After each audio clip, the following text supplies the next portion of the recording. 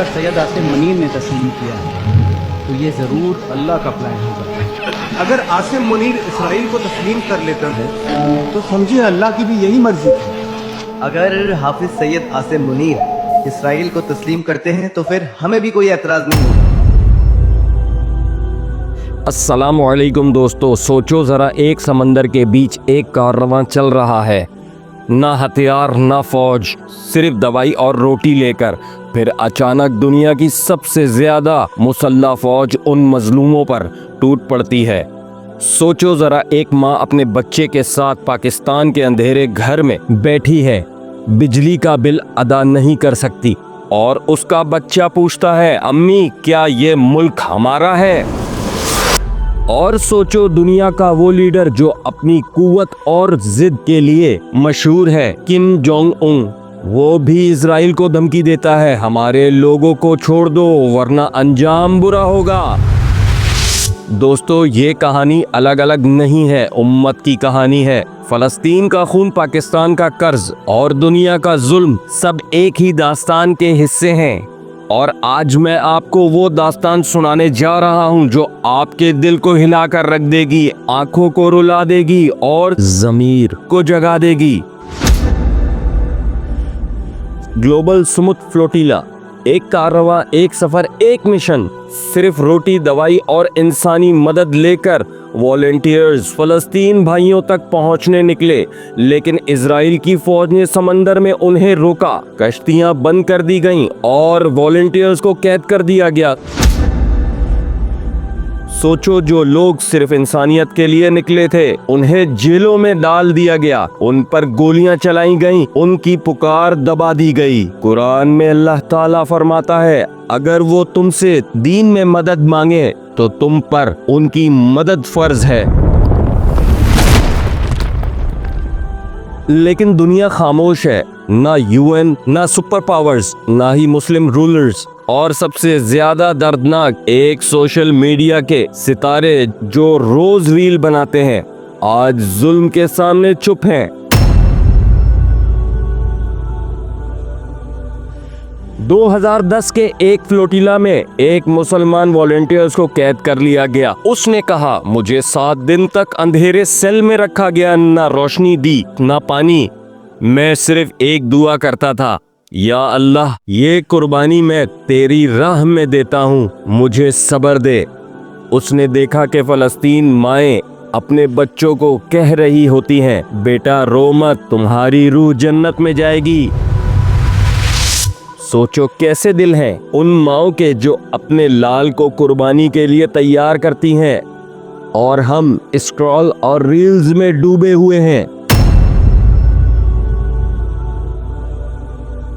दोस्तों, सबसे हैरान कुन बात ये हुई जब इजराइल ने फ्लोटिला के वॉलंटियर्स को कैद किया, उनमें कुछ नॉर्थ कोरियन एक्टिविस्ट भी थे। जब उन्हें जेल में डाला गया तो नॉर्थ कोरिया के लीडर्स किम जोंग उन ने खुली धमकी दी इजराइल को, अगर आपने हमारे लोगों को नुकसान पहुंचाने की कोशिश की तो आपको भी नुकसान उठाना पड़ेगा।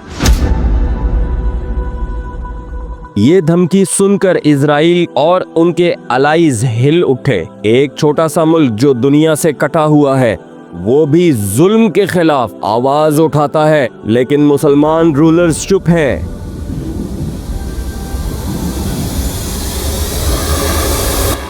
आज पाकिस्तान का हाल भी कुछ अलग नहीं। हुकूमत ने नया कर्ज लिया 1275 अरब रुपए का, लेकिन इसका बोझ कौन उठाएगा?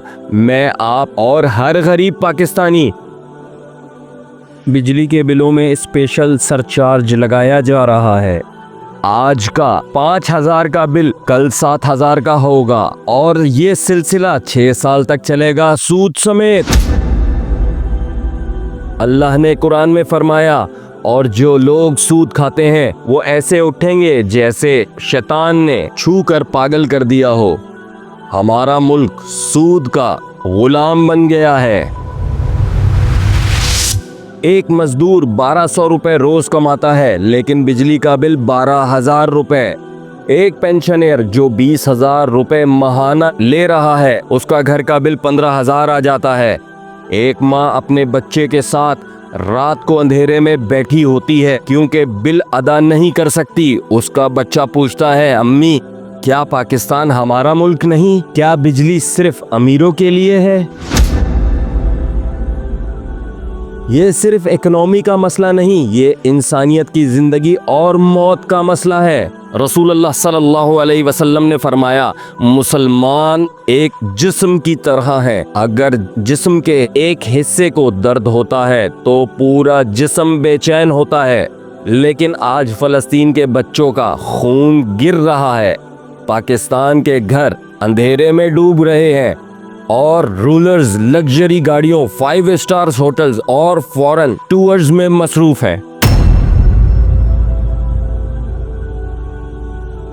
कुरान कहता है, तुम्हें क्या हो गया है कि तुम अल्लाह की राह में और मजलूमों के लिए जंग नहीं करते? सूरह निसा।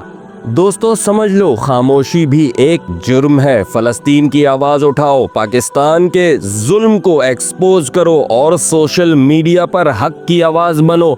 रसूलुल्लाह सल्लल्लाहु अलैहि वसल्लम ने फरमाया, जो शख्स जालिम को देखे और अपनी जबान ना रोके तो अल्लाह के नजदीक वो भी जुल्म का हिस्सा है। आखिर में कुरान का पैगाम, अगर अल्लाह तुम्हारी मदद करे तो तुम पर कोई गालिब नहीं हो सकता। तो उठो अपनी दुआ से, अपनी पोस्ट से, अपनी आवाज से जुल्म के खिलाफ एक तीर बनो, क्योंकि एक आवाज भी इनकलाब ला सकती है।